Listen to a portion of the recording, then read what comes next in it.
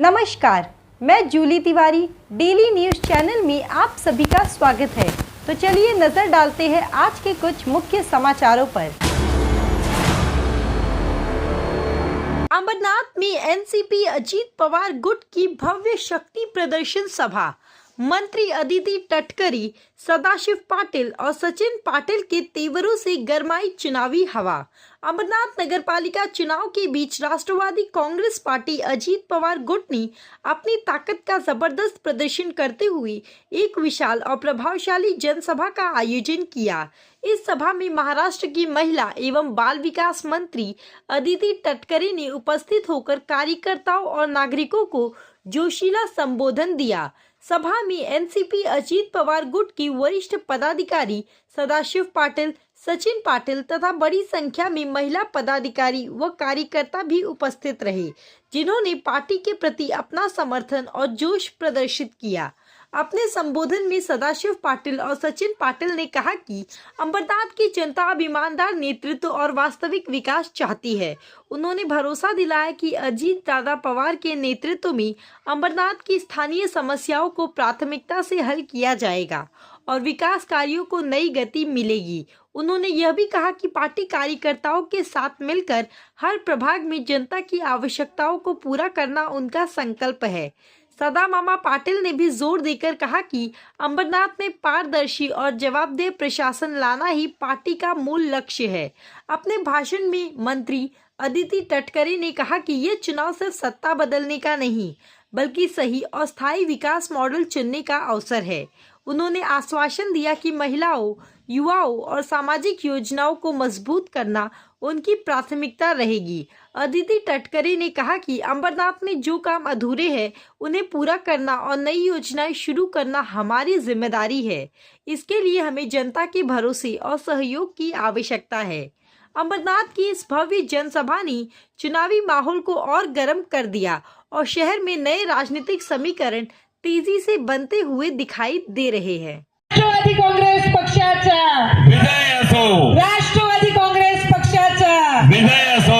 महाराजांना मानाचा मुजरा करून, स्वराज्य रक्षक छत्रपती संभाजी महाराजांना मानाचा मुजरा करून, क्रांतिज्योती सावित्रीमाई फुले, राजमाता जिजाऊ यांच्या विनम्र स्मृतीस अभिवादन करून, भारतीय घटनेचे शिल्पकार डॉक्टर बाबासाहेब आंबेडकर यांच्या विनम्र स्मृतीस अभिवादन करून आज आपल्या या अंबरनाथ शहराच्या राष्ट्रवादी काँग्रेस पक्षाच्या सर्वच उमेदवारांसाठी आयोजित केलेल्या जाहीर सभेसाठी उपस्थित असणारे सन्माननीय माजी खासदार, त्याचबरोबर राष्ट्रवादी काँग्रेस पक्षाचे इथल्या आपल्या संपूर्ण भागाचे निरीक्षक आदरणीय आनंददादा परांजपे, परिषदेच्या निवडणुकीसाठी मतदान करणार आहोत। थेट नगराध्यक्षाच्या निवडणुकीला आपल्याला मतदान करायचं असल्यामुळे सर्वात जास्त जर आजच्या घडीला कुठली निवडणूक महत्त्वाची असेल तर ती आपल्या या अंबरनाथ शहराच्या नगर परिषदेची निवडणूक आहे। कारण आणखीन 2-4 महिने जर निवडणूक झाली नसती तर 5 वर्ष प्रशासकाला पूर्ण झाली असती, म्हणजे 5 वर्षाची टर्म प्रशासकाची झाली असती। 2021 मध्ये ज्या वेळेला घरातनं बाहेर पडायला सुद्धा अनेक मंडळी घाबरत होती, त्यावेळेला याच आपल्या सदामामांनी स्वतःच्या स्वखर्चातून 50 लाखपेक्षा अधिक खर्च करून तिथं वॅक्सिन्स उपलब्ध करून दिले। अनेक ठिकाणी गोळ्या आणि वॅक्सिन्स उपलब्ध होत नव्हते। अशा वेळेला कोविडच्या या आपल्या इथले सर्व स्थानिक प्रश्न हे आज त्यांना या ठिकाणी ज्ञात आहे। बरेचसे मंडळी इथं येतील, त्यांच्यावर टीका टिप्पणी करतील, त्यांसोबत समरस होऊन सगळ्यांना एकत्रितपणाने घेऊन काम करणारं जर कोण व्यक्ती असेल तर ते आपले सदामामा असतील आणि त्यांच्या पाठीशी आपण सगळ्यांनी ठामपणे उभं राहिलं पाहिजे, त्यांचं पाठबळ आपण इथं वाढवलं पाहिजे, अशीच विनंती करायला खरं तर आज मी एक कार्यकर्ता म्हणून या ठिकाणी आलेली आहे। मुख्यमंत्री माझी लाडकी बहीण ही योजना आपण यशस्वीरित्या राबवतो। मला या निमित्ताने माझ्या सर्व लाडक्या बहिणींना सांगायचं आहे, KYCची मुदत ही आता 31 डिसेंबरपर्यंत आम्ही वाढवलेली आहे, कारण आम्हाला कुठल्याही पात्र लाभार्थ्याला लाभापासून वंचित ठेवायचं नाही। पुढच्याही कालावधीमध्ये माझ्या सर्व लाडक्या बहिणींसाठी हा 1500चा लाभ नियमित त्यांना मिळत राहणार आहे। आजपर्यंत इतक्या मोठ्या संख्येने कधीच योजना ही महिलांसाठी राबवली नव्हती, ती आपण आपल्या विभागाच्या आपल्या सरकारच्या माध्यमातून आपण राबवली आणि पुढच्या कालावधीमध्ये सुद्धा आपल्या शहरातल्या बचत गटांना अधिकाधिक सक्षम करण्याचं काम हे अश्विनीताई तुम्हाला आणि आपल्या सर्व नगरसेवक आणि नगरसेविकांना करायचं आहे, कारण या माता भगिनींसाठी तुम्ही जे करा. तुमचं नाव नीनाद आहे. सदाभावांचा नाद नाही करायचा, कधीच करायचं नाही. अजून तुम्हाला सांगतो, 2 तारखेचं मतदान होऊ द्या, 3 तारखेला मतमोजणी, 4 तारखेला परत पत्रकार करा. तुम्ही पत्रकार कक्षात जाऊन बसा, लोकांचे प्रश्न मांडा. माझ्या नादाला लागू नका. तुम्ही माझं नाव घेतलं म्हणून बोलतो तुम्हाला. तुम्ही कुठं आल्यात ते बघा. मी बाहेरचा नाही, मी इथलाच आहे आणि शेतकऱ्याचा पोरगा आहे मी. असं तसं नाही. आम्ही 1400 कंपन्या आहेत आमच्या MIDC मध्ये. सर्वात जास्त नोकऱ्या लावल्या असतील ना सगा मामा आणि मुलगा सचिन पाटील लावले असतील का नाही? बोला खरं असेल ते. आम्ही भरपूर लोकांना नोकऱ्या दिल्यात आणि तुम्ही काय करता? आम्ही काम करतो, आमच्यावर निंदा करता तुम्ही. आम्ही असं मतलबासाठी कोणाकडं तिकीट मागून आम्ही उभे राहत नाही. आमचं काम बोलतं म्हणून आम्ही प्रत्येक 5 वर्षांनी वाढ बदली करतो. या अंबरनाथच्या इतिहासात सांगावं कोणी का वाढ सोडून दुसऱ्या वार्डात गेलाय का? मामा 5वा वार्ड पण एक वेगळा आहे. 5 वर्षातला 5 वर्षात मामा काम केलं, पुढे जातो. तसा 5वा वार्ड आहे मामाचा. परत त्या वार्डात मामा राहत नाही. नादाला लागू नका.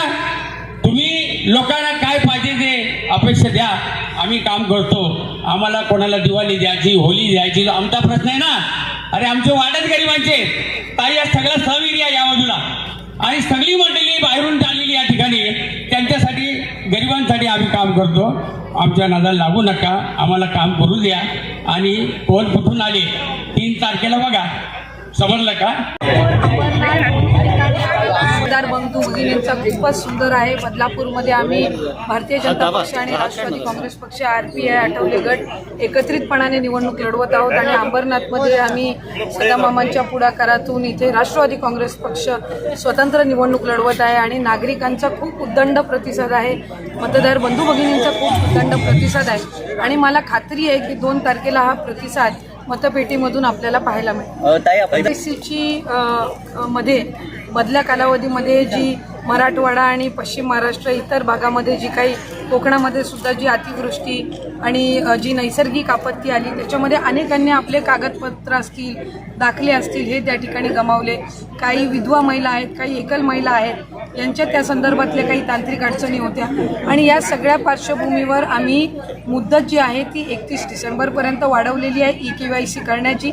आणि त्याचबरोबर ज्या विधवा आणि एकल महिला आहेत किंवा ज्या विभक्त झालेल्या महिला आहेत, डिवोर्सी असतील, त्यांनासुद्धा त्यांचे कागदपत्र जे आहेत ते त्यांच्या अंगणवाडीमध्ये ज्या सेविका असतात त्यांच्याकडे त्यांनी जर ते उपलब्ध करून दिले तर ते अपलोड करून त्यांची EKYCची प्रोसिजर ही सुरळीत होऊ शकते. त्याच्यावर दादांनी आपली भूमिका स्पष्ट केलेली आहे. त्या संदर्भातली एक सविस्तर चौकशीची समिती सुद्धा आदरणीय मुख्यमंत्री मोदयांनी नेमलेली आहे. त्याच्यामुळे आमच्या सरकारने त्याच्यावर अधिक भाष्य करण्यापेक्षा जे काही स्पष्टीकरण आहे ते आमचे नेते आदरणीय अजितदादांनी दिलेलं आहे आणि आमचा त्यांच्यावर पूर्णपणाने विश्वास आहे. तो आज के लिए बस इतना ही. कल फिर मिलेंगे इसी समय इसी चैनल पर. तब तक के लिए मुझे दीजिए इजाजत. धन्यवाद.